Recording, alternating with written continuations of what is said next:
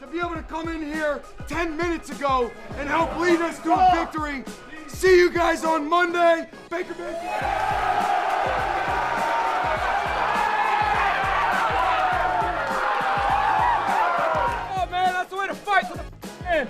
Good. Hey, I'm happy to be home, man. Yeah. Come on! Rams on 3. 1, 2, 3. Rams! Fantasy Football Happy Hour with Matthew Berry, served by Applebee's. All right, welcome to the Fantasy Football Happy Hour with Matthew Berry. I'm Jay Crouch. We have Pat Kerrane here to my right. Didn't have time to find a Baker Mayfield Rams jersey or a Bam Knight jersey, so we went Bam Adebayo today, Matthew. Just kind of a few kind of sad and desperate. I'm not going to lie to you. Sad and desperate, but whatever. You know what? It's Baker Mayfield's world. We all live in it. Yeah. Honestly, I would have, you know what I would have done? What we should have done, if anyone on the show had been thinking, and by anyone, I mean Brian Rubin, our producer. But if anyone, like, what we should have done is, I don't know, can we get a shot up there of we have two things. Like, can we get a shot up of so we have Cooper Kupp at 10, and if you keep going, we have Stafford at 9. And what we should have done is we should have taken, there you go, thank you very much. You see Stafford at 9 right there. We should have either taken the Kupp or the Stafford jersey and just taken, like, literally masking tape and put, like, the 17 over it and, like, you know, and, like, masking tape over Stafford's name and, like, done it poorly. So, like, you could still see Stafford's name, like, peeking out. Like and written Mayfield. That's a good pick. That's what we should have done. Yeah. But we did not do that. And by we, I mean Brian Rubin, our producer. We'll do that next time that Baker Mayfield leads a 98-yard touchdown drive with under 2 minutes left. Like, so much to get to on today's show as we get you ready for Week 14, and we want to break down that Thursday night game. I'm just going to talk real quickly, and we'll get into fantasy for 1 second.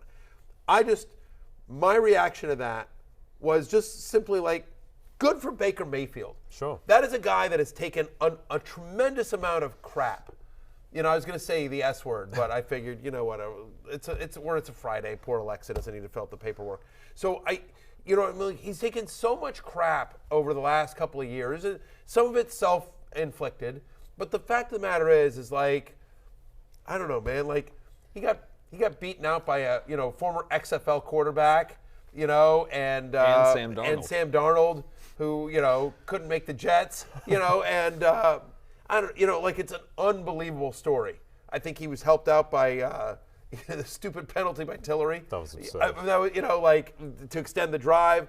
Like, if I'm Josh McDaniels, well, first off, you're not playing press coverage, on the last play, as Baker Mayfield said. But if I'm Josh McDaniels, Tillery's not on the plane getting back. I'm like, you're staying in L.A. No, that was a debacle. And to me, Pat, like everyone's talking about Baker Mayfield, obviously, as they should. To me, the two big stories are, one, how bad is Ben McAdoo's offense? Because Baker Mayfield looked great last night, 4 stretches. And then two, like that wasn't the Baker Mayfield game. That was the Josh McDaniels game. That was a complete butchering of how to call the second half. Do you want to throw it to Devontae Adams, give him more than 3 catches maybe? They've killed Josh Jacobs. They killed his finger because they ran him every single play. It was unbelievable. Throw it to anybody. I mean, they had a minus 19% pass rate over expected, minus 20% on first down. To give you some context, that's similar to what the Panthers were doing with Sam Darnold in his first start this year. I mean, this is the Raiders. They should be, pressing their advantage against a team that's got Baker Mayfield on the other side. Score 20 points, you're going to win this game. And they were playing so conservatively, I think it really bit them. Unreal. So if we get into some of the stats. What are the odds? What are the odds on Josh McDaniels for Coach of the Year now? You can have whatever price you want. Right, exactly. You can write your own ticket. Right, your own ticket. There. Last night. In all seriousness, he's like the new Nathaniel Hackett. He's like this year's Nathaniel Hackett. Yeah. Thank you, Pat, for playing along there. In all seriousness, like as bad as Nathaniel Hackett has done a job this year in Denver, you can make the argument that Josh McDaniels has done worse because, in theory, Josh McDaniels has at least more talent. In theory, right? I mean, I know everyone, because Russell Wilson's been terrible, but maybe that's on Russ, and we just don't know. And they've dealt with some injuries here. This was a playoff team last year. The Las Vegas Raiders were a playoff team last year, and honestly, they were a ticky-tack BS holding call on a Josh Jacobs touchdown away from beating the Bengals and potentially going further. I thought they got so screwed by the refs in that game that the NFL took, I think, was it Jerome Bogart, that did that? They took him off the rest of the playoffs. Like, and the NFL never admits their referees are bad. And even the referees were like, even the NFL was like, yeah, he's not doing the playoffs anymore because he was that bad. And they still could have. Anyway, I mean, like, what McDaniels has done is I mean, like, unbelievable in terms of, like, disastrous. Yeah, I think the Raiders and the Saints, to me, they've been the most kind of reprehensible teams in a way this year. Just in terms of the expectations. Saints have devastated the Raiders, so you got to give the tiebreaker too. I'm not sure any Raider could stand upright in that game. But I mean, like, Josh McDaniels lost to a guy that had never coached at any level before in his life, in Jeff Saturday, and then they lose to a guy that literally got 20 plays. That was the entire practice that Baker Mayfield got with the Rams. He got 20 plays. They ran 2 different 10-play sets on Wednesday. The beauty of last night was that Baker Mayfield, as he was charging down the field on that last drive, you could tell he didn't really know what was going on, but he was doing it slowly and they were able to get it done. But let's get into Baker from a fantasy perspective. Last night goes 22 of 35, 230 passing yards, obviously the game-winning touchdown. And this is the final drive on their own 98. Baker Mayfield, like, just and throwing it up there. Let a guy make a catch. Ben Skowronek. Like, he's like a young Cooper Kupp out there. Well, you know what it reminded me? It reminded me of the David Tyree throw, and then also the throw for the touchdown to Van Jefferson kind of looked like the throw to Plaxico Burress to win that Super Bowl. Look, getting Malcolm Brown involved in the passing game, like he's making Malcolm Brown a receiver. As you see it here on your screen, Baker Mayfield, just an unbelievable drive. Another pass to Skowronek. We'll talk about him as well. But and look at Baker Mayfield. Like, we're gonna spike it. We're gonna spike it. Here's the touchdown pass to Van Jefferson on the money, single coverage. I mean, like 15 seconds left. Just knock it down. Come on, Raiders. Knock it down. Unbelievable. Knock it down. Pat, what are the takeaways here? I mean, Josh McDaniels should be fired. Yeah, well, there's a takeaway. I don't really know that there's much to take away from the Rams in terms of their fantasy value going forward. I mean, you talked about the terrible, unsportsmanlike penalty there that extended the drive. Baker Mayfield also had an interception wiped out by defensive pass interference that was committed by not the interceptor who intercepted the ball. It was a poor throw by Mayfield. They had a neutral zone infraction on a punt. I mean, like, again and again and again helped out here. And obviously, he was in a terrible situation where he didn't have any time with the team. But bye weeks are over. Like, are we seriously starting any of these Rams guys now that everyone's coming back? Not unless you're beat up and you're in a deep league and you're desperate. I will say, if there's something to shine a positive light, like, so they play Green Bay next week, and then they're against Denver, and you don't love that matchup. But if you're in a super deep league and you're desperate, he will now have basically 10 days. Yeah. Clearly only needed 2. But he's not going to have 10 days to prepare for the Packers, which isn't a matchup that scares you. I mean, I did think it was interesting that, Skowronek's playing 99% of the snaps, right? I mean, like, over the last 2 weeks, he's playing 99% of the snaps. We think Van Jefferson's talented. I don't want to speak for everyone. I think he's talented. He's shown flashes in the NFL. He has scored 3 touchdowns in his last 5 games. And so if there's and obviously Cam Akers got some usage. You owe me some chicken fingers, though, because the under did hit. Thank you very much, by 2 yards. Yeah, that hurt. By 2 yards. I feel like he should have gone over. It probably should have, but I believed in Cam Akers' inability to get yards after contact. So I don't know, like, in a deep league, could Skowronek or Van Jefferson be usable? Like, could Baker Mayfield make this offense viable enough that Cam Akers could continue to get some run here? Like, if you're in a deep super flex league? I mean, like, I have Baker Mayfield in a deep Superflex best ball league, and I'm happy about that. Okay, there you go. Yeah. I mean, look, I want to say, like, so in my 12 team, I have a 12 team dynasty league, 25-man rosters, and I have Baker Mayfield on my team. I drafted him the year he was a rookie, and so I mean, like, my other quarterbacks on there are Kyler Murray, Trevor Lawrence, and Jared Goff. And I'm not like, Baker Mayfield's still 4th on the list even after last night. Yep. But I'm just, like, if you're in the, Brock Purdy, like, Purdy went for $55 in one of my Superflex leagues. I mean, like, if you're in that range, like, then okay, then he's potentially viable. I agree. But it's more of but to your point, Jay, and to your point, Pat, it is much more of a really great NFL story and a fun NFL story than it is truly a fantasy relevant one. Yes. Unless, I will say, the last thing I'll say here, and then we can wrap up and move to the Raiders, is that, and I said this yesterday, Pat, and to Jay, and tell me what you think here. but especially after seeing that last night, I believe strongly that there is a non-zero chance Matthew Stafford retires this offseason, right? I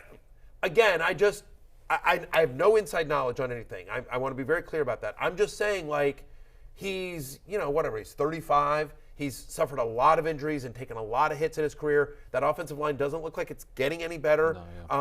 He's got his Super Bowl ring. He's got a ton of money. He is a devoted family man who's, still got young kids. Like, if I was advising Matthew Stafford, I'd be like, and unless you love it, how much more beating do you want to take here? Like, they have no picks. Like, the Rams were all in for, like, last year and this year. So, like, the rebuilding process on this team is going to be painful. We also had McVay kind of hinting at retirement. Yeah, Aaron Donald. Right. Yeah, exactly. If Aaron Donald goes and McVay is just like, all right, fine, Amazon, I'll take $20 million to call your football games or whatever it is. Anyway, right. Baker Mayfield in a keeper league, if he remains with the Rams, there's a non-zero chance Matthew Stafford retires and Baker Mayfield is the starting quarterback for Sean McVay and the Rams next year. I don't know if it's a 1% chance or a 25% chance or whatever, but for that alone, he's worth a flyer if you can grab him and keep him in a league. That's all I'm saying. Okay, a guy who might want to retire after last night it's not insane. is Derek Carr, who I'm not sure it was entirely his fault. I mean, he didn't have a good game. He's 11 for 20 for 137 passing yards. A pretty bad interception. Aaron Rodgers in the against red the zone. Alliance S. Yes, that type of one. I'm not going to really pin the last one on him, What was but that he wasn't going a for great here? throw either. Well, I think he just got knocked off balance. Okay. But it wasn't a great. Yeah, it obviously wasn't a great moment because it cost them the game. Well, It looked like a lot of someone things trying cost to them throw the a- game. That was He one did, of them. but there was 3 Rams around the one Yeah. guy. Anytime you can throw into triple coverage off of only 1 foot, you got to do it. Right? It was also like the motion of someone trying to like throw a ball of paper into a trash can or something. Yeah, it was a little. Yeah, Yeah. It's very similar to the form I use on Papa Shot on Sunday mornings on Fanciful Pregame. 20 pass attempts for Derek Carr versus 27 carries for Josh Jacobs kind of illustrates just how conservative the McDaniels offense was. Devontae Adams, he suffers as a result. He gets 7 targets, but only 3 receptions for 71 receiving yards. They were good receiving yards. There were some good catches there. I but mean, only that's the 3 thing catches. is that he only has 3 receptions and he has to use 1 arm. He has to make circus catches to get it. It's crazy. Derek Carr had 11 passing yards in the second half. 11 in a game in which they were winning. Like, what are you doing, Josh McDaniels? Like, it's malpractice. Yeah. 11 passing yards. It's malpractice. And that's why I talk about the first down stuff so much. Like, if you're running on first down, that's not efficient. Then Derek Carr has to pass in difficult situations that aren't setting him up for success, and this is one of the potential downsides. Yeah, it's not like this Rams pass defense is a monster either. Geno Smith lit them up and did whatever he wanted, and theoretically Derek Carr, Devontae Adams, the rejuvenated Mac Hollins, they should have been able to do a lot more. I'm not sure there's too much to read into it. The Raiders have a tough schedule upcoming. They've got Patriots, Steelers, Niners, Chiefs. You don't like that coming up. No, you definitely don't like that. I mean, and by the way, I mean, at least the one thing, I mean, I don't know that there's a fantasy takeaway. You're still starting Devontae Adams every week. You're still starting Derek Carr every week. I'm sorry. You're still starting Josh Jacobs and Devontae Adams every week. And I think that's about it on the Raiders. Yep. You know what I mean? Like, Derek Carr has been a high-end QB2 in the right matchup. We thought this was the right matchup. It wasn't. You don't feel good about him against New England next week or at Pittsburgh or against San Francisco. Maybe against Kansas City in kind of a shootout, but that'll be 4 weeks from now and we can see what we're talking about. But, yeah, I mean, I do think, though, that this, pardon the pun, run of Josh Jacobs might take a little bit of a hit just because he's really feasted on some bad run defenses. Yeah, we also have to see what happens with his finger, which that looked really weird. And when he came back in, he was stiff-arming guys and shaking his hand violently afterwards. So just want to get the all clear that he is okay. Yeah, I do think the fact that they didn't pick up his 5th-year option actually gives you confidence as a fantasy manager that they're going to run him into the ground. They're going to just keep running him out there. And he wants to win the rushing title as well and do that. Okay, let's he's go. He's playing for a contract. Like, he's going to want to be out there, too. He's a tough guy. Yep. Like, he's played through injury before. He has. All right. Let's go to RotoWorld headlines. Let's start with a guy who might need to play through injury on Sunday, and that's Saquon Barkley. Troubling report just before we got on air. He's limited in practice with a neck injury. Brian Dable saying that he hopes that Saquon can play. Saquon, I think the quote was that Brian Dable probably has to see if Saquon can play. You should probably do that, right? And you see it there on your screen. Here's the tweet from Ryan Dunleavy, who covers the team for the New York Post, saying the tweet as, quote, Brian Dable, quote, probably has to see if Saquon Barkley can play Sunday. Wouldn't commit. Limited in practice today. #Giants. So, yeah, he Matt wouldn't. Breida? Yeah, Matt Breida time. Yeah. #Breida time, which is similar to Hammer time, except not as fun. Yeah, I mean, look, it's not a good matchup here. Let's sort of be clear about that. Like, I mean, they're playing Philadelphia. Last week they held Derrick Henry to under 40 rushing yards. Now they sort of stack the box, but they're probably not going to stack the box against Matt Breida. But, still, this is a guy who's averaging 3.3 yards per carry. He's the pickup if you're desperate. And in a week with 6 teams on our bye and Saquon now out and we don't know the status of a couple other big-name players, then, yeah, maybe I guess the argument is volume, and he would be involved in the passing game here. He's available in 98% of Yahoo leagues, but he'd be a touchdown-dependent flex for me this week. Yeah, I agree. Desperation play. Jordan Davis was back last week, and the Eagles were very good against the run. They led the NFL last week in EPA, the least EPA allowed per rush. So all of a sudden, kind of looking strong against the run, and Matt Breida is not going to bring the explosiveness that Saquon does, obviously. EPA per rush for our dumb viewers, and by our dumb viewers, I really mean my producer, Brian Rubin, means what? Expected points allowed, so you can kind of calculate on every given play what the expected points you would expect to get from a play there, and they were allowing compared to that baseline, allowing the least amount of expected points delivered from Derrick Henry and the rushing offense. In essence, basically, the Titans, in terms of what they were expected to do, they did less than what they were expected to do because of how well the Eagles' defense played. Exactly. I have to, you don't understand, with these meetings with B. Rubes, I have to, we get a lot of big words, and then I'm like, all right, let me explain it to you in, small little nuggets. I do that with Jay as well. Right. Yes. And my It's nice of children. you. Yeah, my Yes. children. Yeah, yeah. I'm kind. I'm very kind. Yeah. Okay. I'm clearly the brightest guy on the show. It's definitely not like the lawyer who's running a trading desk under the age of 30. Not the brightest. Yeah, it's definitely me. Not the brightest situation in football is the pass catchers for the Houston Texans. Pat, Brandon Cooks, he's got a calf. Nico Collins has got a foot. Looks like neither is going to play against the Dallas Cowboys. What do you do with the Houston pass catching situation? You're also looking at a defensive line that is going to feast on a Texans offensive line that's terrible. Davis Mills back in the lineup, which is better than Kyle Allen, but Kyle Allen's been absolutely terrible, so that's like a slight improvement. But, I mean, you really do have to be desperate to be going here. Chris Moore's going to be playing out of the slot. You could kind of tell yourself a story. Maybe he's getting some, shallower ADOT, average depth of target type of throws because they need to get the ball out quickly. But, man, I don't know. Philip Dorsett's going to be out there a lot of routes. He was last week. He will be again. But those are the two guys that you can think about. Yeah, to your point about Chris Moore, you think about that Week 9 game against the Eagles, 4 for 43 and a touchdown in that game. He had a 23% target share. That game was the last game that both Brandon Cooks and Nico Collins missed. That was against Philadelphia. In a win or get in, you know what I mean? This is, for many people, this is win and get in. The playoffs really start this week, because if you don't win this week, you're not in the fantasy playoffs. And so if you're going to go down swinging, do you really want to go down swinging with Davis Mills to Chris Moore? In the worst matchup you can think of. You know what I mean? You could do worse and probably have, but I think there are going to be better options for you. And if I wind up being wrong, then I wind up being wrong. But I'd rather, just when you're in desperation mode like that, I'd prefer to choose talent. Yeah. In that Eagles game you mentioned, Matthew, the last time these two guys were out, Dameon Pierce went off in that game. And that was against an Eagles defense that was so bad they went out and signed every vaguely relevant run defending interior tackle of the past 15 years. But is this situation so bad where it could go the other way and Dameon Pierce just isn't startable? I don't know that he's not startable. I mean, I haven't running back 20 this week because, again, we have 6 teams on a bye, right? I mean, no David Montgomery, no Jonathan Taylor, no Alvin Kamara, no Aaron Jones or J.J. Dillon, no Brian Robinson or Antonio Gibson, no Cordero Patterson, potentially no Saquon Barkley, right? I mean, there's a lot of potentially no Leonard Fournette.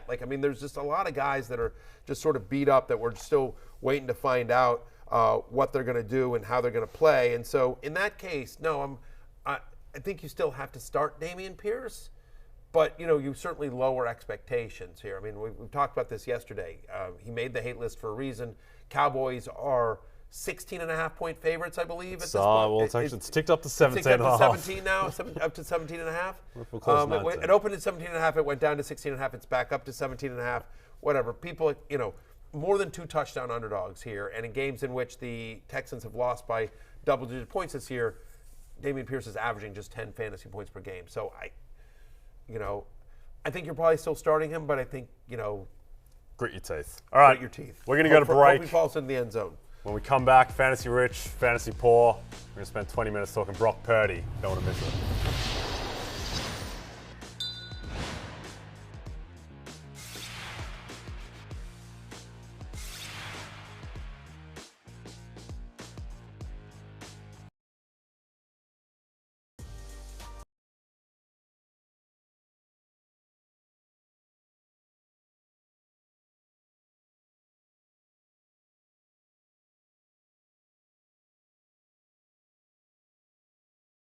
This is the NFL, man. This is not fantasy football.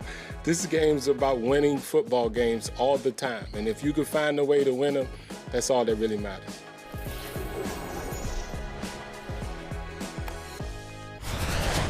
That was Byron Leftwich, Yeah. offensive coordinator. Maybe he needs to get more into fantasy football. Offense hasn't been too good this year, Byron. Yeah, listen, by the way, I agree with you. The goal is for you guys to win games, and you haven't, Byron Leftwich. Wow. You have the greatest quarterback that literally ever lived. You have Mike Evans and Chris Godwin. They got you Julio Jones in the offseason, Russell Gage, Leonard Fournette. Your front office gave you Rashad White, a nice little rookie. I mean, and the offense looks terrible.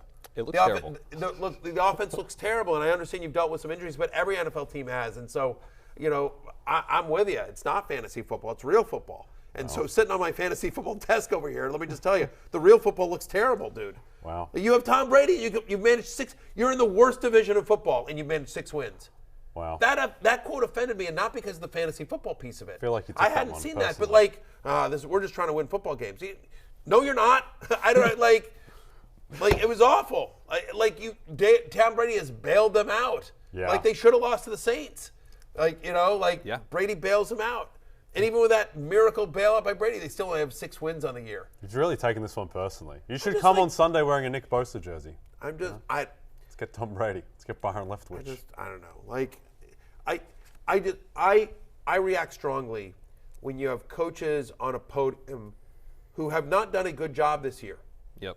And again, I'm not in those locker rooms. I don't know everything that Byron Leftwich is dealing with. But what I will tell you is that every NFL coach is judged on a record. That's the gig.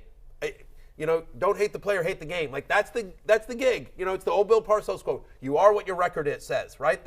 That's what it is. And Byron Leftwich, you are the coordinator of an offense that has only 6 wins this season in the worst division in football. And so I get annoyed when coaches get up there and start lecturing us, us little morons, about and you're just like, dude, you know what? We'll praise you. It's very simple. It's very simple. The scoreboard. We're not talking about fantasy. We talk about fantasy football because that's our gig. We're not asking you to talk about fantasy football. We're asking you why your offense sucks. And why with the greatest quarterback literally that ever lived, the most successful quarterback in NFL history, a guy who last year, it's not like, he's old. Last year played at an elite level. I believe he led the NFL in passing yards and passing touchdowns last year. And yet, with no Bruce Arians, now the offense suddenly looks terrible. You tell me, Byron Leftwich. Wow. That's not fantasy football. That's just actual NFL knowledge. Unreal. And to turn the Am knife. I wrong? Tell me I'm wrong. You're Yell not. at me. No. Tell me I'm wrong. I'm sick of watching Tom Brady throw 50 times to get the 270 yards every week. It's seriously. unbelievable. Scheme somebody open, Byron Leftwich. How about that? As we're about to get to, he's doing a bunch of stuff that I think is limiting this offense as well. Yes, give me some stats to back up my rant here, Pat Kerrane. Yeah, so, first of all, when you watch the Buccaneers, the only time they actually look good is when they're in game-winning drive mode, where they have to turn it over to Tom Brady, and he has to pass in their hurry-up mode. What they're doing in their normal offense is they're running the ball heavily on first down. I talked about why that can be a problem with the Raiders. It's really a problem when you don't have Josh Jacobs, and instead you have the least efficient rushing offense in the entire NFL. They're burning first downs on inefficient running plays. That's setting Tom Brady up to have more difficult throws on second and third down. He has not played as well as he has last year, but that's not the way to design an offense around Tom Brady. Let him be the one who's the engine of this offense, not the worst running game in the league. Yep, 100%. Thank you very much. Right, exactly. Speeches in this well, no, segment you put Tom Brady in second and long and third and long in these tough matchups, by the way. And the blocking hasn't been there, right? And some of that's due to injury, but whatever. Yep. Byron Leftwich, All throw right. another tight in there. Well, go to more 12 personnel. Give the guy some time. In this game, start of the season, this would have looked like one of the great fantasy-rich matchups of all time with players across the board. And some of those players you're definitely starting. Chris Godwin, Christian McCaffrey, George Kittle, they're all getting started. But let's talk about some guys who are a bit more borderline, and because this is a fantasy-poor matchup, the total is only 37.5. Preseason, I would have thought that would be 15 points higher. Wasn't expecting that Trey Lance would be gone and Jimmy Garoppolo gone. But, Matthew, let's talk about the Bucs backfield. Leonard Fournette, Rashad White, and Mike Evans. These guys, who are you starting? I mean, I suppose it's all dependent, right? I mean, I'll say that you're probably starting Mike Evans. If there's something to hang your hat on, it's two things. He ran the most routes out of any Buccaneers wide receiver in Week 13, and he's Mike Evans, who has been very good for much of his NFL career. That's really what you're hanging your hat on. And then, I have a wide receiver 20. There's nothing in recent history to suggest that you can point to, right? I mean, since Week 9, he's been the 56th best wide receiver in fantasy football. He's been under 60 receiving yards in 4 straight. He's had 0 end zone targets in 6 of the past 8. So it's really like you're banking on reputation here and the fact that there's 6 teams on a bye. Yep. If you wanted to bench Mike Evans, I would get it. Again, I have him at 20, which I think is the lowest I have ranked him in a long, long time here. So that's where I am on Evans. As for the running backs, I think both are viable flex plays here. And the reason is because I prefer Rashad White to Leonard Fournette, just because Fournette is sore. He's sore today. They're hoping he'll be ready by Sunday. If you see some of the reports out of Buccaneers camp, I don't think it's 100% given that Fournette plays in this one. He's going to try to gut it out. So I prefer Rashad White to Leonard Fournette. But to your point, Pat, all they're doing is dumping down. Yes. My expectation, I wouldn't want to start either of these guys in a non-PPR league, but assuming you're playing in a PPR league, I do think that both these guys, especially White, who's had at least 8 targets each of the last 2 games, are viable. It's worth noting the Niners give up the 7th most targets per game to opposing running backs, which makes sense. They get pressure. Brady doesn't want to throw deep. You're going to be dumping it off. So that's my expectation here, is that it's a big running backs in Godwin game in the passing game for Brady. Yep. In Godwin's average depth of target way down. He's almost operating like Hunter Renfrow was last year in terms of the super, super shallow, not really creating any big play opportunity for him downfield. And then Evans is operating as this super deep threat, which I think is a really bad fit for this matchup where Brady is going to want to dump off a lot. So White would be pretty interesting if Fournette's out. For sure. Yeah, definitely. And if Fournette's, again, I think they're both, sort of touchdown-dependent flexes, but likely usable in a week with 6 teams on a bye. Just yes or no, are you starting Mike Evans? I am looking for other options. We're going to get to another team here in a second, but I'll note the Buccaneers have a lower implied team total than the Broncos. Yeah. That's ugly. Now, other side of the field, Pat, any concerns for Deebo Samuel and Brandon Ayuk? I'm concerned for both of them. I think if you look at what the 49ers did last week, Brock Purdy played well. But, in terms of efficiency, accuracy, he's kind of similar to Mike White. I think we kind of think of him as the 49ers version of Mike White. We like Mike White. Mike White turned Garrett Wilson into a star. Right. That's awesome for the Jets. If we have one fantasy viable guy in San Francisco, not so awesome. It's kind of a different situation. And I think we could end up in that situation this week where you could see passing volume come way down. 41 combined attempts for Garoppolo and Purdy last week. They're going against the Tampa Bay run defense that's pretty weak. I think they're going to go much more run heavy than they were last week. Volume's going to be down. Christian McCaffrey set up for a really nice game, but outside of him, it's tough to really trust Ayuk or Deebo. I think they got to get in the end zone. Okay. I think it's fair, although I'll just say it would be hard for me to bench Deebo Samuel. I think because of Brock Purdy, they're going to actually want to use Deebo more creatively. I think maybe you see him get some more runs, some sweeps and that kind of stuff, some design, bubble screens to try to get him. I think they'll try to create mismatches. They'll do a little bit what they did with Baker Mayfield last night, which is they're gonna roll Brock Purdy out and just give him some easy pitch and catch stuff and try to create mismatches and just use the speed of the Niners in yards after the catch. Yep. Not asking them to do much. Let's go to Dolphins-Chargers, Sunday Night Football on NBC. And Matthew Peacock. And Peacock as well. Look at you, company man. Dolphins, 3.5-point favorites. The total is 52. Pat, why is this a fantasy-rich matchup? I think it's a bounce back spot for both teams here. Tua Tagovailoa obviously did not play well last week, but he had Teron Armstead out. Looks like we might get him back. That's their left tackle. I think a pretty big deal that he was out last week, particularly in the matchup.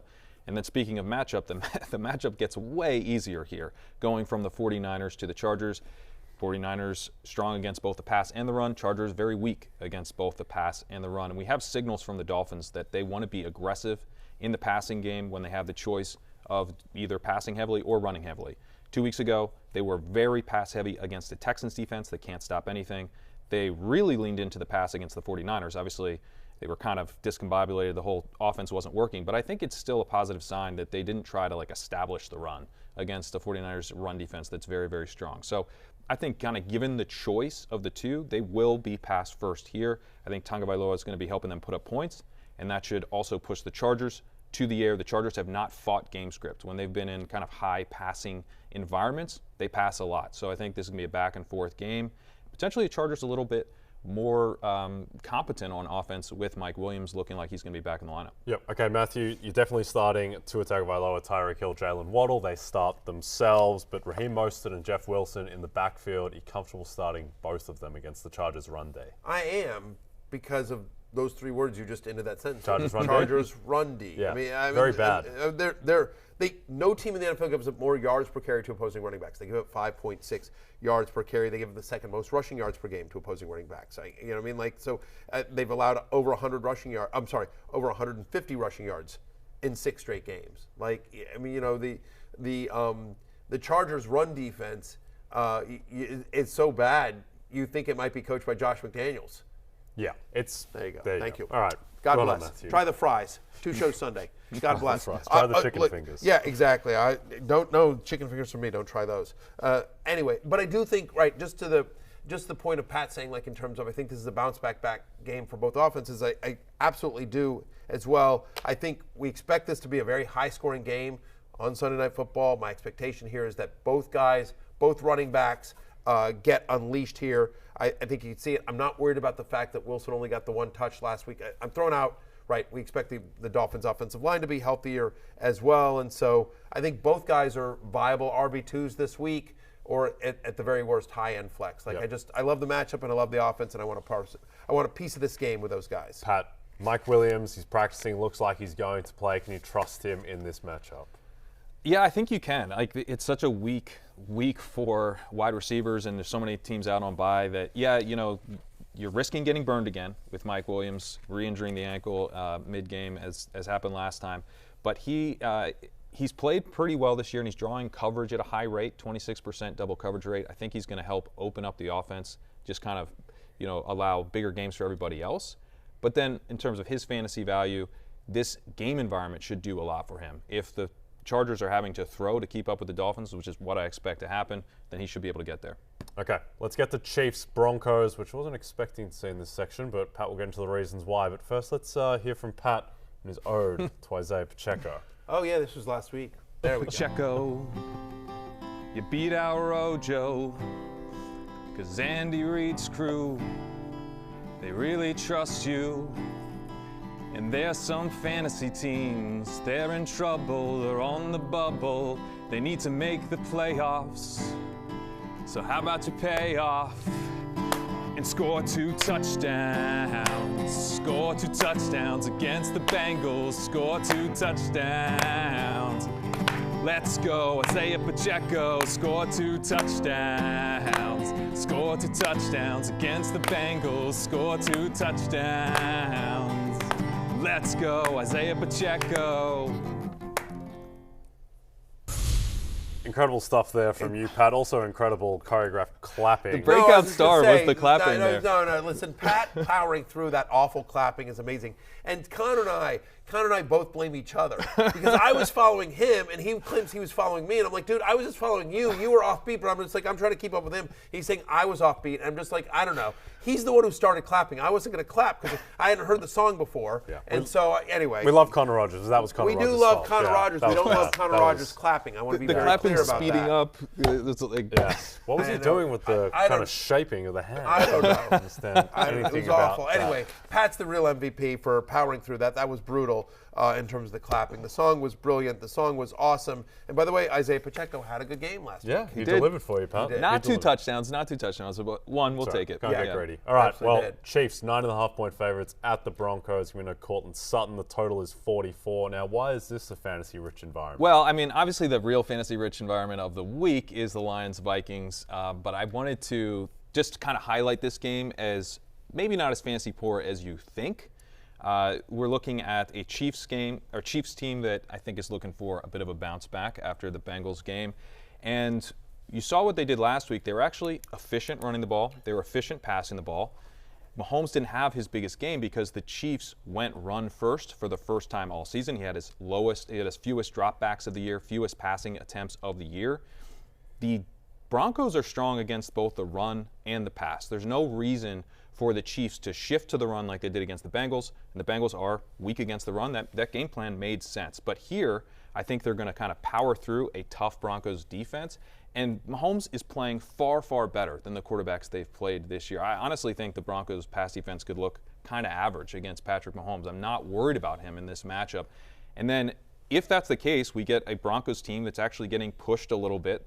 They've been terrible this year, but it isn't helping that their pass defense is also great, and they're in these super low-scoring game environments. So I think that could help a little bit. Plus, we have Cortland Sutton out, so we're looking at a little bit more of a condensed target tree, which helps. Matthew, just on my rundown, players definitely starting. Chiefs, says Patrick Mahomes, Travis Kelce. Broncos, says not applicable. Right. So there's not a single Bronco that you're definitely starting, that you feel comfortable starting, but some guys that you got to weigh up. Jerry Jeudy, Greg Dulcich, Latavius Murray, what are you doing with them? Yeah, I mean, I think the word you used yesterday, and I think it was a correct one, was uninspiring. Yes. So, look, would I be excited to put Jerry Jeudy into my lineup? I would not be. But if you want me to make the case for Jerry Jeudy, what I can tell you is, to Pat's point, there will be no Cortland Sutton. We do expect him to be down in this game and having to throw. He has had at least 60 yards in each of his past 3 healthy games. He is playing a Chiefs defense that is allowing the 4th most fantasy points per game to opposing wide receivers and the 2nd most touchdowns allowed to wide receivers. Now, so far in his NFL pro career, Jerry Jeudy's been mostly allergic to touchdowns, but who knows, maybe that changes. Greg Dulcich, you know, the bar for success is so low in tight ends, and he did have a 38% target share last week as well. 85 yards as well. Kansas City's pretty good against tight end, but again, condensed target tree here. If I'm playing DFS and I wanted to punt, maybe Kendall Hinton becomes interesting, like as a punt play in a GPP. But I will say that Latavius Murray, and we'll see, they'll probably get some, you'll probably see more Mike Boone this week, but it's worth noting that Latavius Murray, 21 touches in 2 of the last 3. Chiefs allow the 2nd most catches, the 4th most yards per game to opposing running backs, and I certainly think at least early in this game, while it's still close, they're going to try to control the clock as much as possible. And not let Mahomes be Mahomes. All right, Pat. Chiefs side, your man Isaiah Pacheco, Juju Smith-Schuster, you comfortable with either of those guys? Yeah, I think Isaiah Pacheco, clear bet as the Chiefs eventually are in a position to salt away this game, which they should be eventually. So same bet as it was last week. You're hoping he gets in the end zone once, maybe twice. And then Juju was up above 80% in terms of route participation last week. I think you can trust him here. I think you can feel confident that he's the one wide receiver who's going to be out there a bunch. The other thing is that, you're not feeling great about MVS, but he should be out there more than he was last week because with that run-first game plan that they rolled out for the first time all year, they went with more power personnel, and that limited the kind of non-Juju wide receiver, and that was a rotation between MVS, Justin Watson, and Sky Moore a little bit. So there should be more like wide receiver routes available, which also helps. Okay. Well, hopefully we get a good game out of nowhere with this, as we did last night, where a good NFL game broke out of a preseason game with no notice, with 3 minutes left in the game. All right, we're going to go to break. When we come back, what's on tap? Look at some of the big matchups. Yes, we're at a bar. Yeah.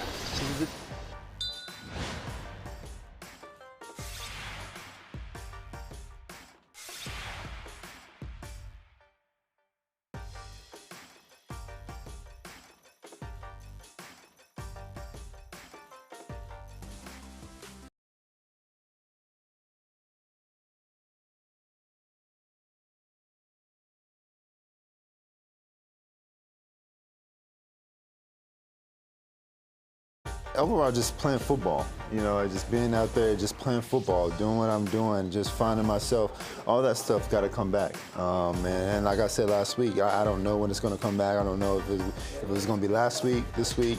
My job is to just keep getting better. And when it clicks, it clicks, and everyone will feel that. So, like I said, just keep improving, keep trying to do my best, make sure that the team is up and up to the challenge, and trying to score points and win games. All right, that was Cleveland Browns quarterback Deshaun Watson talking about last week and what he expects going forward. You know what's amazing to me about Deshaun Watson? What's amazing to you about Deshaun Watson? Say this for the man. He is consistent. He has shown no remorse for anything. No remorse for anything in the offseason. No remorse for anything that has been alleged. And no remorse for the awful passing attack that the Cleveland Browns put out yesterday. Not like I got to do better. Like, you just heard that clip. He is a bastion of consistency. It's just like nothing is his fault. Nothing at all. He just, no, self-reflection is not a big part of. Look at Jacoby Brissett back in there. Yeah. Jacoby was such a good story. We like Jacoby Brissett. I love Jacoby Brissett. We like Jacoby Brissett. Oh, boy. All right, Pat. Anyway, no remorse. No remorse. Pat, that should be his nickname, No Remorse Watson. Any chance that Deshaun Watson gets back on track, this Browns offense becomes what they thought that they were going to be when they paid him? I don't even think they're going to try. I think they're going to go run heavy here against the Bengals. They just talked about how the Chiefs went run heavy against this team. If the Chiefs are going run heavy, the Browns are. Last week, they operated their offense a lot like the Falcons in terms of their pass rate relative to game script. So I think they're going to lean into the run. They're not going to want another disastrous performance from Watson. That looks terrible for them. It was absolutely brutal. Deshaun Watson made the hate list this week.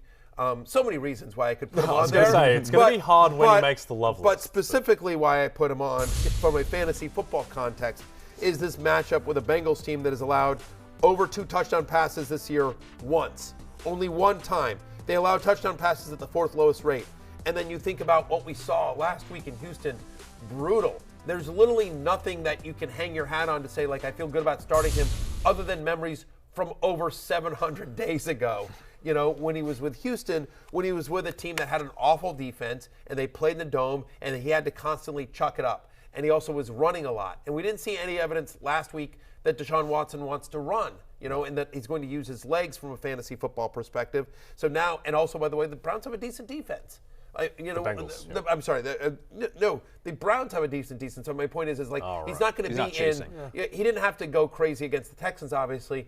Maybe he gets into comeback mode against the Bengals. They are 5.5-point underdogs here to Cincinnati, but still, I don't mind hanging on to him if you've held him this long, just to see if you see a sign of life. But until you see it on the field, I can't imagine starting him. His situation is far less grim than that, but I think that Amari Cooper, certainly from a football perspective, on the road, which is never what you want for Amari Cooper, is he someone that you can start with confidence? No, I wouldn't say confidence. I'm at wide receiver 18.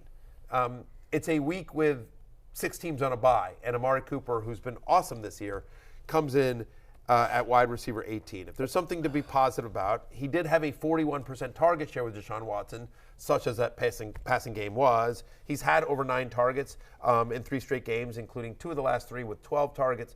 So the volume is there. Yep. Can they connect? So that's what you're hanging your hat on, is just his own personal talent and volume, and you're hoping that Watson is at least somewhat better from last week to this week, another game under his belt. But no, I have no I'm not starting with confidence no worries here. Yeah, not at all. And to your point about the Browns defense, I think if you're betting on Amari Cooper, you're also betting on Joe Burrow, because you need the Bengals to be pushing the Browns to where they finally just start chucking it. Yep. Okay, let's talk about the Bengals offense. Pat, what are the expectations with Joe Mixon back in the fold?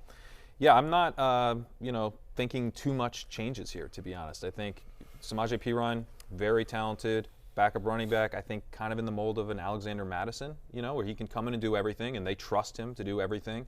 But I don't know that they're going to necessarily put a ton more on his plate now that Mixon's back.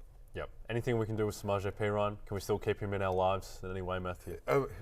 It's certainly close to our hearts. We love Samaje Perine. Hey, look, Zach Taylor came out and said, hey, the expectation here is that Joe Mixon is still the starter. That's what he said. Was just, he's the starter. I think Perine, first off, Perine was getting used at least a little bit, you know, like on third down prior to Mixon's injury. What I would say is that you don't love, you know, until we see it, hard to know. Look, the positives here are, again, 6 teams on a bye. The Browns are a really good matchup for running backs, and maybe, especially in a game in which they're almost a touchdown favorite, as we said, they're 5.5-point favorites, maybe Perine gets some you know, junk time, sort of salting this away. In Mixon's first game back, they may not want to carry it here. I'm at running back 29 because, again, the workload is just so up in the air. So he's a risky flex. He's a risk-reward flex. Yep. Okay, let's briefly stay in the AFC North and just talk about J.K. Dobbins, who came back to practice. We'll see what his availability is like going forward, but Lamar Jackson out this week. Any interest, Matthew, in this backfield going forward, or everyone is just a no-go until someone emerges out of Dobbins, Edwards, Drake? It's been the same dance all year long. Justice Hill took a turn on the merry-go-round. I think it's tough to trust anyone here. I think J.K. Dobbins basically says, like, listen, if last week's Gus Edwards performance didn't turn you off from him, the fact that J.K. Dobbins is probably splitting touches with him should. You don't love the matchup on the road at Pittsburgh. I think Huntley will be fine as a backup quarterback. By the way, worth noting that Lamar Jackson did not practice again today. Certainly does not look like he's going to play on Sunday. Hasn't practiced all week. So it will be the Tyler Huntley show, at least that's what we expect on the road at Pittsburgh. But Steelers are a top 5 run defense over the last month. And so in a game in which neither guy really has a lot of passing game usage, feels tough to trust either one of them. To me, they're both like, if you start them, you're hoping they fall into the end zone. Yeah, and it's so hard to predict which guy's even going to be leading in snaps. It looked like it was Gus Edwards 2 weeks ago, then it's Kenyon Drake. You know, projecting what J.K. Dobbins' snap share is going to be in his first game back, you're just guessing. Yeah, okay. 100%. Pat, Jets, my New York Jets, are 10-point road underdogs at the Bills. Looks like there's going to be snow in that game as well, which always complicates things. Is there any Jets pass catcher that you want outside of Garrett Wilson? Ooh. Nope. I think Elijah Moore, his route rate was up last week, so you know you're starting to think of him like on the path to getting to where we're actually going to be able to start him again. But in terms of the target rate, it's still Corey Davis ahead of him, and I think Moore is maybe a couple weeks away from where we feel comfortable. Yeah, I don't mind.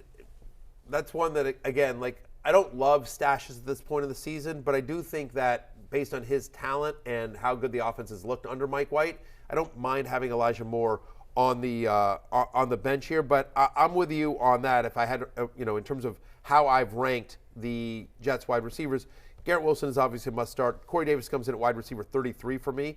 Did have 10 targets last week. Does have 70 yards or more in 4 of his 8 full games so far this year. He's playing at least 74% of the snaps in 6 of those 8 games. So the usage has been there, and they are heavy underdogs in this game to Buffalo. I think the line is now up to 10, believe it or not. So in snow. No respect. No respect at all for the Jets. I do think, again, Corey Davis is a, risk-reward wide receiver 4 in this one. I will say this, though. Go with me here for 1 second. It's snowing, right? It's going to snow in Buffalo on Sunday. Yeah. And so if Mike White goes in there and performs really well. Snow King? Snow White. Snow White. I thought you were going Mike White Christmas. Snow White. It could be a White Christmas Why as well, did I but say like Snow Mike King? Snow White. I don't know why he went with Snow King, Yeah, but that's I mean, right. like, take the layup, dude. Oh, like, yeah. why Just are gack you the dribbling? layup the rim, I yeah. mean, like, I opened the lane for you, and you decide to dribble out and jack a 3. What are you doing? Mid-range. Right. I'm just saying, I feel like I hit my 3. Yeah, 1,000%. You did. Yeah, it's just him. It's just the Australian. Tough week for Croucher. You don't understand what I'm dealing with here on a daily basis, Pat. Snow King. Snow King. Like, winter is coming. Like, what are we doing? Mike Snow White. Come on. Yeah, here we Snow go, White. Snow White. It just doesn't. It's not the most kind of commanding nickname, is it? White and shining armor. That's one. Yeah. That could be And done. you came up Brian with that on Roman your is own, right? desperate for that one. Mike White desperately needs a nickname. I'm a little worried about Mike White because he lit up the Bears pass defense, who were bad and then lost all their players, and then against the Minnesota pass defense, who he was okay against and delivered fantasy value, but also they don't have a good pass defense at all. And he had to throw it 57 times to get to 369. He also left an 80-yard Garrett Wilson touchdown on Yes, the he table did. by missing a regulation throw, I would say. So let's see. I think Mike White's better than Zach Wilson. I believe that he can take my Jets to the playoffs, but we'll see what he does against a pretty good Bills defense in the snow. Saying, but I'm putting it out there. If he goes into the snow and beats the Bills, Snow White. Yeah, it's just I'm just throwing it out there. Does he really want to be called Snow White after a wants victory? that. He wants something commanding like the Snow King. The Anyway, Snow King? now Matthew, Michael Carter The Snow Lizard. or Bam Knight? Bam Who do you Knight. want? I want Bam Knight. Okay. I want Because Bam somewhere in the Zonovan. Adebayo jersey. Zonovan, as he's known to his mother. He's now had back-to-back games with over 100 yards from scrimmage and 17 touches each of those 3 games, 75% of the snaps. And the important thing is that, as we talked about, they like him. They don't want Michael Carter to be the guy. They think Michael Carter is much more of a third down back, of a passing down back. We've talked about this with Connor Rogers a couple of different times as well. He actually played in his very first game. He was playing 35% of the snaps as I dropped my pen over there somewhere. I'm so excited about Bam Knight. Even when Michael Carter was healthy, he was playing like 35% of the snaps, and I think his performance over the last couple of weeks would give the Jets confidence, especially in Carter's first game back here. If I'm starting a New York Jets running back, I prefer Bam Knight to Michael Carter against a Buffalo run defense that has been good but not impenetrable. No Von Miller in this game either on that defensive line. That certainly helps. So yeah, Hop on the bandwagon. I have hopped on the bandwagon. Matthew, I'm just thinking if Bam Knight walked into a party and say like in Australia, in Melbourne, Sure. and he walked in and he was introducing himself and he would be like, "Hi, my name's Zonovan, or you can call me Bam." Either way. You call him Zonovan or Bam. Bam. It's just the absolute smorgasbord of brilliant names for this guy. Both names better than Mike White. Yeah, both names better than Mike White. Yeah. I mean, Or- Bam Knight versus Mike Or White. Jay Come on. Croucher for that matter. Yeah, we need a Unbelievable. nickname for Mike White. That's what we need. Yeah. And I'm saying that if I'm pitching Snow Queen. There's definitely Snow some Queen Game of now, Thrones okay. Snow potential Queen. there as well. All right, Yes, or Devin Snow White, Singletary, or Snow White. James Cook, are either of these guys startable? What about in Vanilla what's looking- Ice? What about Vanilla Ice if Mike it's White kind goes of in there? and that. does We're that? really, this is a half-court shot there. I'm just, why not? Yeah. We can't- It's a Friday. I'm the goofy. winter king. Anyway, Pat. Ooh, I like on that. the Bills' backfield, I honestly think you can think about both these guys here Wow, because getting greedy. it's a week with 6 teams on bye, because we're looking at a Bills team that 2 out of the last 3 weeks has gone with power personnel. Entering week 10, they were running 3 wide receiver sets on 75% of their snaps. They went with a heavy dose. Over half their snaps were not in 3 wide receiver sets. So you're getting 2 tight end sets, 2 running back sets. Those are running formations from the Bills, a very pass-heavy team. They did that against the Browns. They did that against the Patriots. They're now going against the Jets, who are weaker against the run than the pass. They obviously just beat the Bills. Josh Allen struggled in that game. Not that they're going to get completely away from the pass here, but I think they could be looking to be more balanced. And they've been effective when they've done this because James Cook has been explosive. Devin Singletary has been very consistent. I think Singletary is more of a bet on a tight end, on a touchdown, and James Cook more of a bet on some short passing. Okay, Matthew, before we head to break, just quickly, let's get into the Seattle game. Ken Walker didn't practice. DJ Dallas didn't practice. Who do you want in that backfield? And your options are really Travis Homer, Tony Jones. I think Travis Homer is who I would want. He practiced yesterday in full. Worth noting that the Panthers allow the 8th most rushing yards per game this season. My expectation, you'd see some Tony Jones, but assuming Walker and DJ Dallas don't play, my expectation here is that Travis Homer gets the majority of work in a decent matchup against the Carolina Panthers. By the way, Geno Smith, just a quick note, showed up on the injury report yesterday. Nothing to be concerned about just yet, but just something to monitor because he did a little thing with his shoulder, yeah. Throwing shoulder as well, which isn't ideal. We're going to go to break. When we come back. But it could be ideal for Travis Homer, who's a pass-catching Kingdom. running back. It could be some dump-offs Sure. to Travis Homer. Maybe. Because it's Choose your own adventure with Geno Smith. Right. We'll be back with Weekend Warriors.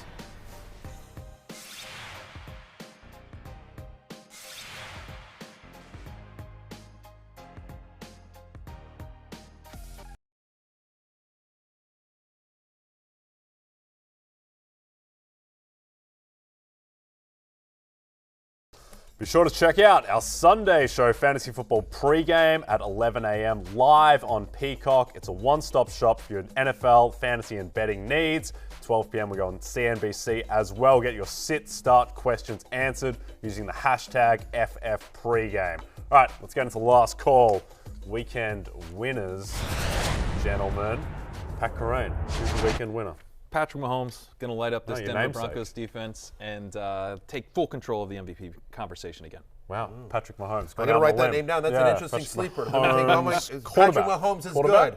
Yeah. That is Pat Kerrane's Kansas City analysis. Chiefs. Yeah. At Pat Kerrane on Twitter if you want to 16. congratulate him on that All right, here you analysis. go, Matthew. I'm going to say Deontay Foreman. News just came out, by the way, no injury designation for Deontay Foreman. No injury designation. He is good to go against the Seattle defense that over the last 4 weeks allows 168 rushing yards per game to running backs. I think he's a top 12 play this week. Wow. Patrick Mahomes, Deontay Foreman. Yeah, much of a muchness. I'm going to go with the guy who, again, is going to change the level. Dan Campbell. He's going to be my weekend winner. All right. He was my Coach of the Year pick preseason. Yep.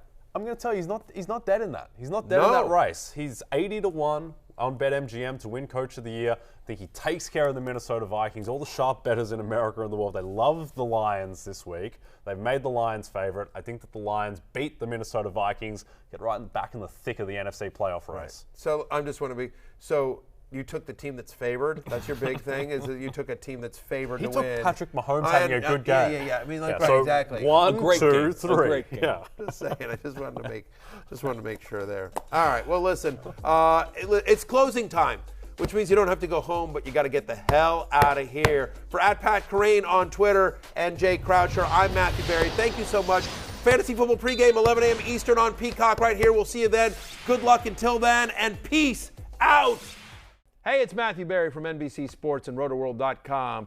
Just want to thank you so much for watching what you just watched, or at least being too lazy to click out of it after the autoplay just kept it going. So either way, thank you so much for just letting it scroll by your screen. And now I'd like to ask you respectfully, please subscribe to the NFL on NBC YouTube channel for the latest NFL news, fantasy headlines from Rotoworld, and betting analysis from NBC Sports Edge.